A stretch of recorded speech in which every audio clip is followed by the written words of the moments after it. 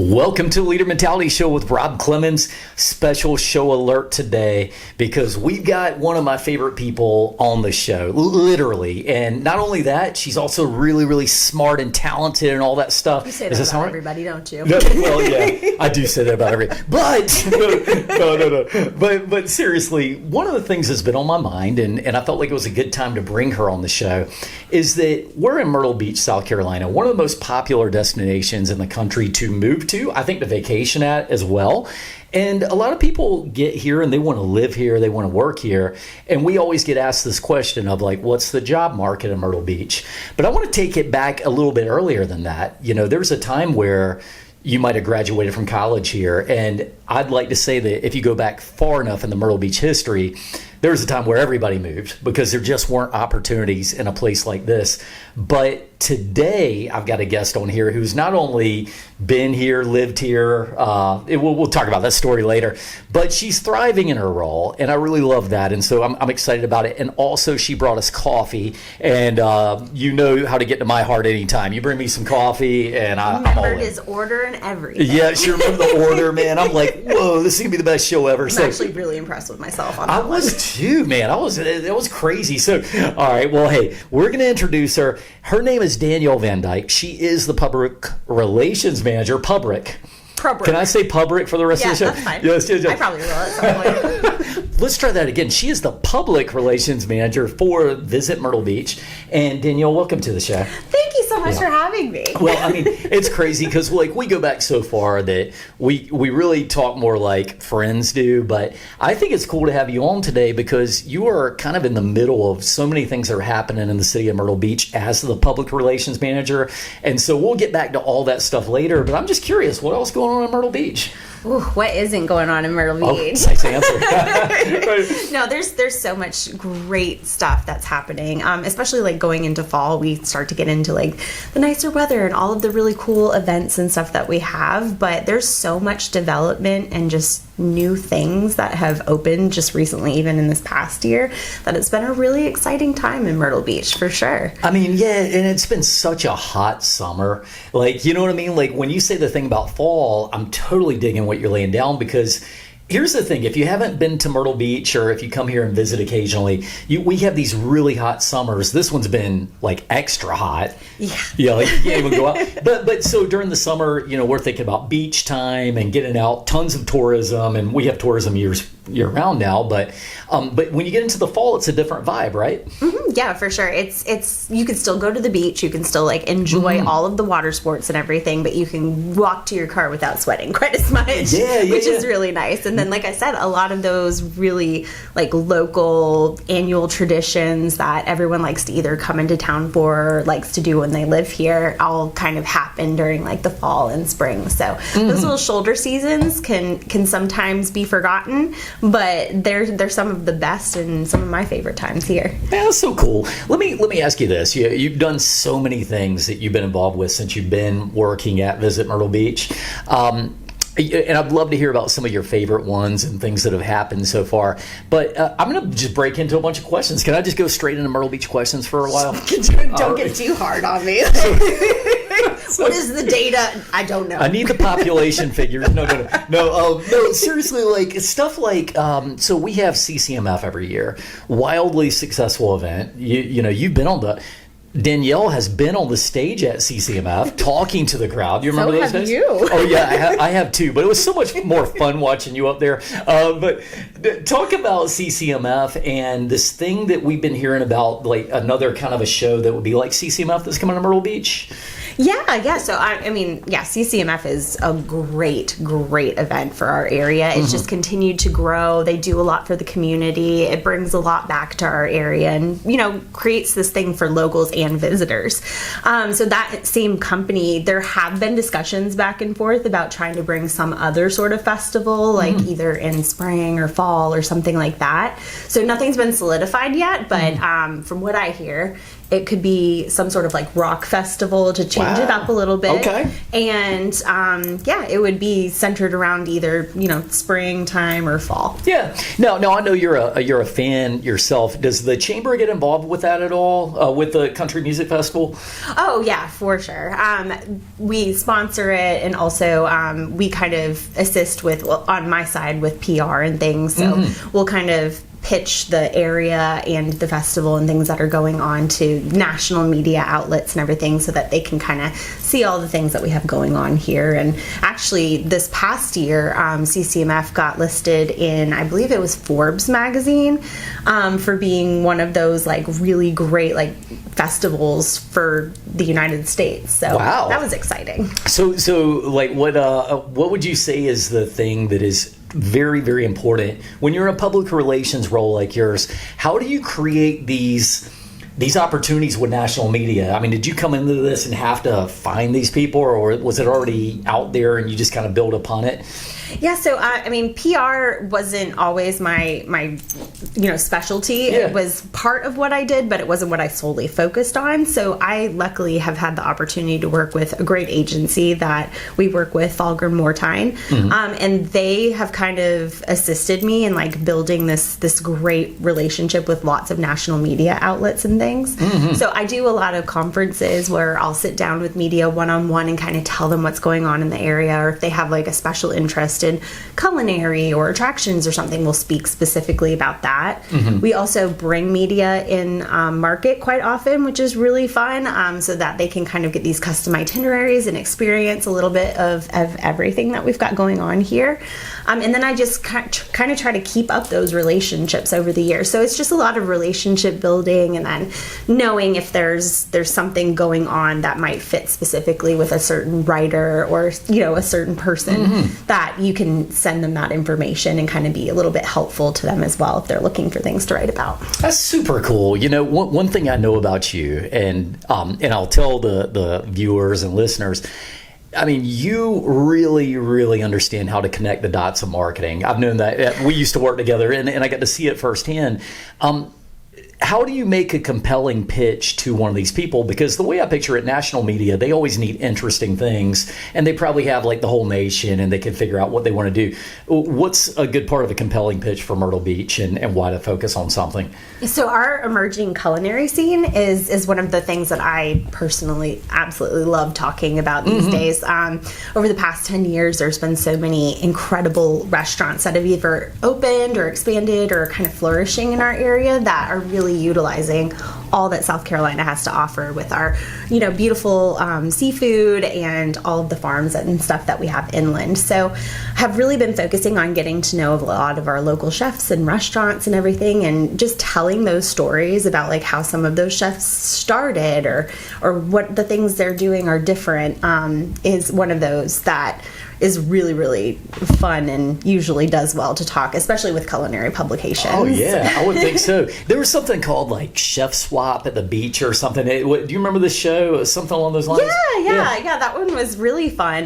That we worked with this production company called The Workshop to produce that, and it was great for a lot of our local restaurants to be able to get on this program that was on the Food Network and really be able to show their skills, show different things about their restaurant, but also in like that fun kind of competition setting. Yeah. So there's reruns still going on of the 3 seasons and stuff. So we still see it out there and getting picked up, but it was great to get those stories during that. It was such a good idea for a show. And like, so I know you're into the culinary scene.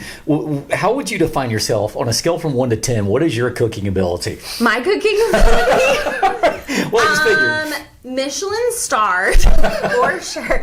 No, I mean, I love to cook. It's kind of when I go home, it's my therapy, but I would never be able to do it in a professional sense. Like what these chefs are doing is so incredible. Like, I mean, we've recently, like, this area started getting awards too. Like Chef Heidi Vukov with Hook and Barrel and croissants and all of that. She's been recognized by James Beard, which is the first nomination our area has had. And then we've got Chef Jarrett King with Oak Prime, who recently got recognized by Michelin at the end of last year. So we're really excited about just the trajectory of the culinary scene. That's very, very cool. cool. I will say we had Mason on last year around this time, and he was, he's a chef, and they talk about food differently than like a normal person does. It's like, and the things that are going to explode in your mouth with flavor as you very mix. Scientific Yes, in his like culinary stuff too. He actually lives in New Zealand now. Oh my gosh. Well, that would explain why I couldn't find him at the restaurant last time I went. Is Mason going to be stopping in today? Not making the trip from New Zealand, eh? Gosh, wow, that's crazy. I'm so jealous. His photos look awesome. Yeah. Well, you are a world traveler, right? I love to travel. Yeah. And you've been traveling with your job a good bit, right? Tell me, what's the coolest place you've been to since you've been with the Little River? I mean, the Little River with the public relations with the Visit Myrtle Beach. Well, she does kind of be around Little River, but yeah. No, I mean, it's so basically, like, we are the destination marketing organization for the entire Grand Strand. So I cover all 14 of our communities. Yeah, there you go. I was right. Yeah, exactly. So, gosh, the coolest place. I just recently went to Albuquerque. Oh, okay. And that was one that had never really been on my radar. And it's really cool what they've got going on there, especially like with the hot air balloons and stuff. We got to go to this hot air balloon museum, and like it's just really neat out there. Really? Did you get in a hot air balloon? I didn't get a chance to. Oh, you man. had to wake up at like 4 o'clock in the morning or something to do it before a whole day of conference stuff, and I was like, I'm not about that life. I mean, listen, you just didn't want it bad enough then, because if it's you a different wanted time zone. Right. It's like the equivalent of 1 o'clock in the morning or whatever. I mean, I get you on that. Well, that makes sense. So no hot air balloons, but no, that is cool. I've never been west of Texas, I guess, so I'm always kind of curious. No, actually, I take that back. I went to Idaho years ago. That's a great place to visit. Nice. I love some potatoes. Oh man, those potatoes! Gosh darn, man, that place was awesome. So let's talk about some other things that I know are going on. You talked a little bit before about the culinary scene. There's been some things that I think you were a big part of, like the crawls. Like there was like some kind of like what was it, the beer crawl thing? Tell me about that. Oh, we've got a couple different trails that we've worked on. So we have our brewery trail, or beer trail. So it kind of takes you around to all of the different like breweries and brew pubs and stuff like that in our area, which is great for visitors and locals to kind of explore things that they might not have known about or might not, have known existed in our area, especially for on the mini golf side. So that one was an eye opener for me when we put that one together. The mini golf trail, how many, living here that we have a lot of mini golf courses, but you don't quite grasp the variety that we have from like north to south as far as the different ones that we have. So the mini golf trail kind of puts it all together for you to be able to see, and we've had quite a few people that have really like tried to get through all of them. I find it interesting. You know how when you live in an area for a long time, you almost start to have blind spots? Yes. Because I mean, I pass these every day, and sometimes I'm sitting at a stoplight, I'll be like, there's a mini golf place there. I mean, I've been by it like 100 times. I'm like, wow, I should go play that place. You know what I mean? We're the mini golf capital of the world. Wow, that is something else right there. I will say that when people are coming to the area, there are certain things we're famous for. Golf, regular golf, and I do think people talk about the restaurants, the beach, of course. But if you had somebody coming into town to visit you, an old friend who was just coming down and you really wanted to go do something for, to keep them entertained for a few days, what would be your hierarchy? Ooh, well, I mean, like you said, beach is always number one. Any of the water sports things that we can do, like me and my family, we love being out on the water. So whether it's like boating on the Intracoastal or the Waccamaw or going to the beach, those are always great options. Huge foodie, so restaurants galore.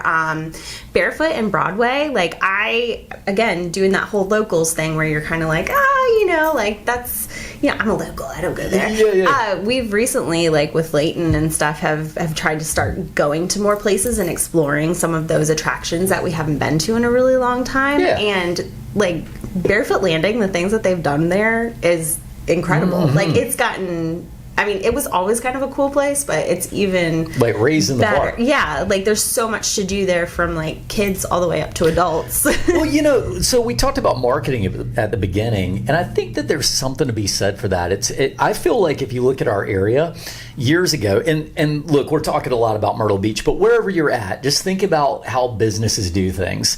And when one business or area tries to do something better, it forces everybody else to do things better. And I remember years ago, there's a place called the Marsh Walk here. It's down south of Myrtle Beach, if you don't know the area. And Marsh Walk was kind of looking at what was happening at Broadway at the beach and all these places, which is more central Myrtle Beach. And they were like, we got to do something. Like, we got to keep the people wanting to come here. So they created the Marsh Walk, and you can walk up and down, and there's entertainment. And then I think Myrtle Beach countered that. I think Barefoot's countered that. And they're all trying to bring more entertainment and venues. It's so cool, right? Yeah, for sure. Yeah. I mean, also Little River recently, they're trying to do a lot more with their whole little like river walk area that they have down there. Yeah. There's like 3 new events I think that they added this year, along with their signature like Blue Crab Festival. Oh, yeah. And, like the Shrimp Festival and stuff. But they're going to be doing some things for Halloween. They're going to be doing some things for Christmas, kind of like what Conway does too along their river walk. So it's really cool to see all of the communities like really adding all of these different things that they're, you know, kind of staying true to the uniqueness of their areas, but building something for visitors and locals to be able to like explore a little bit more. Yeah, you know, and I feel like there was always this knock about Myrtle Beach. I know we used to talk about this of like, where's the culture, man? All this culture people, where's the culture, dude? And I'm like, look, we got Brook Green Gardens. And which is the largest figurative sculpture art on the East Coast. Holy cow. The largest collection of figurative sculpture art. Hey, that's look at Van Dyke bringing the stats today. All right. Yeah, and then, well, and then you have the state park, and we have Huntington Beach State Park, and then we what's the castle there, Atalaya? Atalaya, yeah. So I mean, there's just so many cool things you can do here. I really love it. Oh, absolutely. Very cool. So Denielle, that was great stuff about Myrtle Beach and really reasons for people to come to the area. I totally dig it.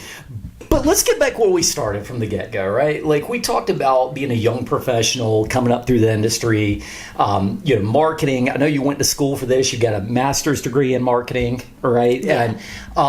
And you're applying it. You know, you're doing the job. I feel like a lot of people go to college sometimes and you end up graduating and you don't get into your field for whatever reason, but you've made this successful career. If you would, kind of talk about like what your journey looked like when you were going to college. Did you always want to do this marketing, and kind of like start us from the beginning? Yeah, for sure. So, I mean, I wasn't entirely sure what avenue I was going to take with marketing. Towards the end of getting, my bachelor's and my master's and everything, I kind of realized that I wanted to try and potentially become a CMO one day. And that was my first kind of trajectory. So I started out as a marketing manager for Dick's Last Resort, was at the local level, and then got to move to Nashville for a little bit to be at the corporate level for that company. And then moved back, had some great opportunities to be a marketing director, got to work with you, which was great. Good times. You're such a good mentor. Aww. And then somewhere in the mix, like I found this position as a PR manager, and where it wasn't exactly where I thought my career was going to take, I'm so glad that I got to this place, because while I do love the whole integrated marketing plan and really coming up with these great campaigns and strategies, PR and communications kind of seems to be where I thrive the most. So being able to really like dial in and focus in the PR space is great. And when I was at Coastal, even when I was here for like high school and went to the academy and stuff, like I was one of those people that was worried about job opportunities in our area and like, where am I going to go? So I always assumed too, like I'd have to move out of the area and, go to New York and become one of those marketing legends, like kind of high rise up there. That was, sky's the limit. But honestly, like the diversity of jobs that has come to this area recently, like we're still getting there, but it's amazing now. Like you really can graduate from Coastal or graduate from somewhere else and come here and get a great career. I agree completely. And the most interesting thing is one reason I do the Leader Mentality show is I wanted to give a perspective. I always talk about the heart behind why you're doing what you're doing. And I feel like so often people don't really understand what drives you. And when they see people and they're like, I want to be a public relations manager for a big company, or I want to, be a famous golfer, whatever it is, you see what's on the surface and you didn't see what was going on behind the scenes. You didn't see sometimes where you were going through a part of your career where you had some doubt as to the direction you were going, or even when you're in college, you don't really know necessarily perfectly what you're going to do for a career. But my message to people is, in your life, there's going to be a lot of ups and downs, but there's a general trajectory upwards that you want to aim for, and you'll find things only by trying them. So, you talked about that trip to Nashville and coming back to the area. Without, you don't have to go super specific, but talk about like, you made the jump. You said, I'm going to go to Nashville. I'm going to chase this particular opportunity, and you came back. Could you talk about that a little bit, about how that came together and why you made the move and then came back? Yeah, for sure. So it's a little bit of a unorthodox story. Like I don't know where my career would be today if it hadn't been for like COVID and everything that happened, especially with the hospitality industry really took a hard hit during COVID. So that's kind of one of the main reasons why I came back to this area and was looking to come back home and, just come to the place where I knew and felt at home in. And like I said, I got that great opportunity to work with you for a few years, which was amazing. Like super great mentorship from you, really helped me kind of see all the different avenues that were possible.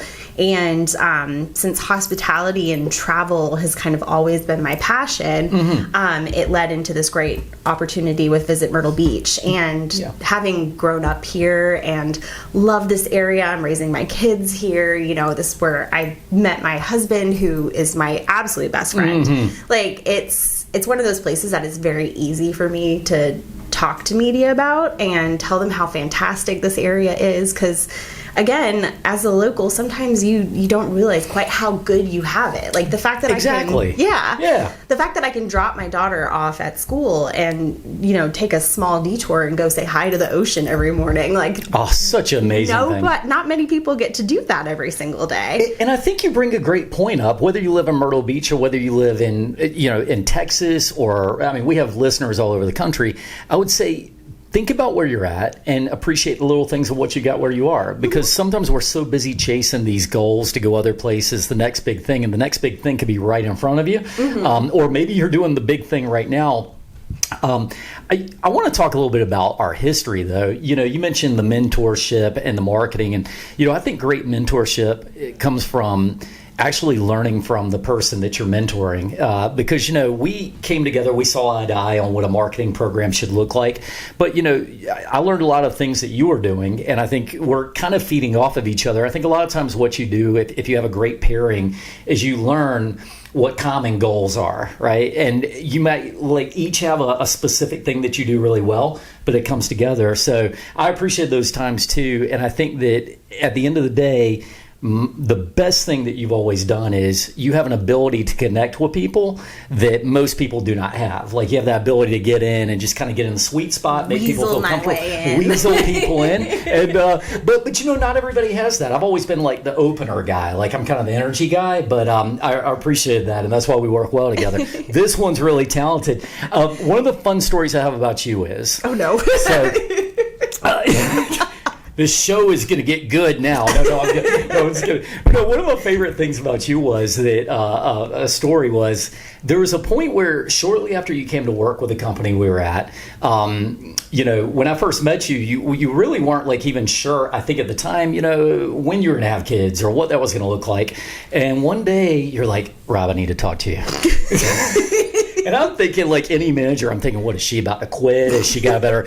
And she goes, I just want to let you know I'm pregnant. It was like a real momentous thing, like dun dun dun. I'm like, awesome, Denielle. I didn't even know what to say. I'm like, well, congratulations, I think, or something like that. I was just as awkward, with my second pregnancy. It's like one of those things, how do you say, oh. Yeah. Well, it was like you would personally let me down. I was like, okay, I think that happens when you got a good husband like you do and all. I think that's how that works out.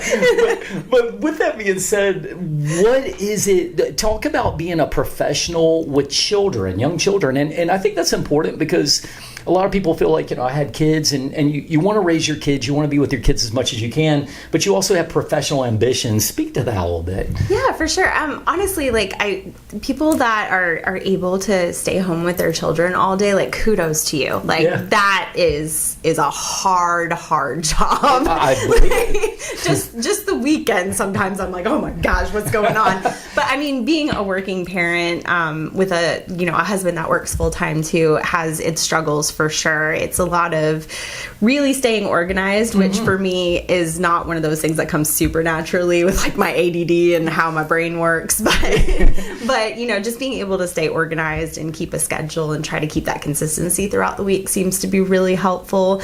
But yeah, I've always kind of been the type that really wanted to have this, this career, and have really worked hard, since I was, in high school and stuff, to try and get all of those pieces in place in order to grow my career and advance and really flourish. My dad, he was incredible with what he did. He was an engineer, and he moved up to the top, and he was just so smart, and I always admired him. And I was like, I really want to have a passion and be as great in my future career as my dad was with his. Oh man, that's so awesome. No, that's so awesome, because you think about the way, your dad's looking at you now from above, and I know how proud he would be of you.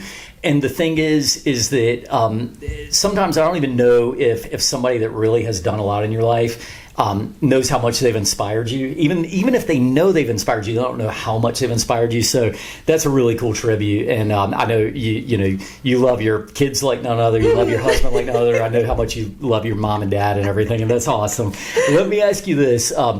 I know you traveled to Egypt at one point. Am I correct on this? Egypt? No, that's on my list. Oh, that's on the list, yes, right? I was always obsessed with Egyptian stuff when I was younger. I remember the bucket list. yeah, that's so on my list for sure. No, I haven't made it there quite yet. So you're going to go see the pyramids and all that good stuff. All right, so I'm going to ask you the one question. This is the big hot hitting question for the day. Who built the pyramids? Aliens. I love the conviction of that answer, dude. Some people get all mechanical about it. You're like, nah, it was aliens. Well, what happened was... No, it's you know what? I'm going to wrap it. I think I'm going to wrap the show with a good marketing concept. And I had this. I asked a group of people one time. This is a group of realtors. I was the education chairman for the realtor committee locally here. And I started off and I showed a picture of the pyramids, right? And I said, the Pyramid of Giza. And I said, how many stones do you think are in this thing? And, I'm getting answers like 500, 5,000. And I think the number is something like 2 million. I was like, those are low numbers. Yeah, right. Yes. That's for the people who have not seen it, obviously. But I'm like, and these stones are somewhere between 1 ton and up, right? They go up. And I said, so the question is, if we're thinking about marketing, you go, sometimes you say, what is it? Well, it's a big pyramid with a lot of stones. And you go, how did they do it? And that's a really big question. How would you do that? But the better question is the how, which is impressive, leads me to the why. Why did they do it? And I said, at this point, it's a big mystery. And my point was, don't let your marketing ever be a mystery. Let people know why you're doing what you're doing. Otherwise, you'll be like the Great Pyramids of Giza, which is, it's cool, it's impressive. I don't know what the heck it's there for. You know what I mean? And we don't want to be a mystery. So I felt like that was a good apropos thing for us to, kind of talk about. And that was my marketing thing. What's yours? Well, no, that's actually incredible, because it's something that we're kind of working on at the Greater Myrtle Beach Collaborative too, is kind of letting people know why we're doing what we're doing, what it is we're doing, just trying to be a little bit more communicative to everyone, especially the community, so that they can see the benefits behind some of the things that we're doing, how us having one-on-one meetings and meeting with media, with Forbes and stuff like that, can lead to these great earned media articles that really put the whole Myrtle Beach area into the spotlight. So we're trying to get better about making sure that people know what we're doing in the office and behind closed doors, and really making sure that they understand the why behind it. And that's exactly like what you were saying. Yeah, see, I did a good job. Yeah. No, well, and real quick, I do want to just give you one more chance because I want to plug a little bit of what you're doing. You did just mention the Greater Collaborative, right? Greater Myrtle Beach. Greater Myrtle Beach. I've been talking Visit Myrtle Beach a lot. Visit Myrtle Beach. Could you just explain the collaborative real quick, just so people can understand it? Yeah. So the Greater Myrtle Beach Collaborative, I think. Before, people would kind of confuse like Visit Myrtle Beach and the Chamber, and kind of, we are in the same building and stuff, but we have very separate functions, where one is more business development, where the other one is kind of more focused on like tourism and bringing in visitors and getting the word out and doing advertising and stuff like that. So the Greater Myrtle Beach Collaborative kind of encompasses like all of the different things that we do. So it's an explanation of you know, how Visit Myrtle Beach, the Chamber, Partnership Grand Strand, you know, like all those different entities and like what they separately do. It's kind of like the parent organization over all of them, if that kind of makes sense. So it's like the overall strategy, and everything is done by like the Myrtle Beach Collaborative, and then each has kind of its own little function, whether that be, you know, helping businesses, or, you know, tourism, that sort of thing. No, that's a great way to that put makes sense. Well, no. I mean, I love it because it really does. It's almost like, I know it's not this, but it sounds like an organizational flow chart. You have like a CEO and they have a director of marketing and a director of operations. In this case, it's just kind of like talking about the individual collaborative efforts that all come together. That's really cool. Well, thank you for explaining that.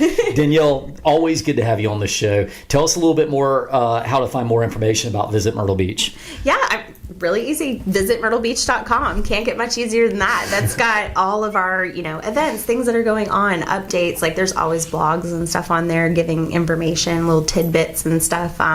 So it's a great resource for everyone, including locals. Like I'm on there all the time. Awesome. Well, hey, you're always a lot of fun. I can have you on every week. And but super cool. Thank you for joining us on the show. Thanks for having me. Always good to see you. And everybody, we hope you enjoyed the show today. And wherever you're at, if you're ever thinking about coming to Myrtle Beach, this is a great place to be. But I'm going to speak again to the people who are professionals, not just young professionals, any place you are at in your career. Just remember, your journey will often take you in different directions, but your best thing is always ahead. And don't always be looking for the next best thing. Just be your best self every day, and the opportunities tend to come. So with that being said, we want to thank everybody for listening. We'll see you all next time on the Leader Mentality Show with Rob Clemens.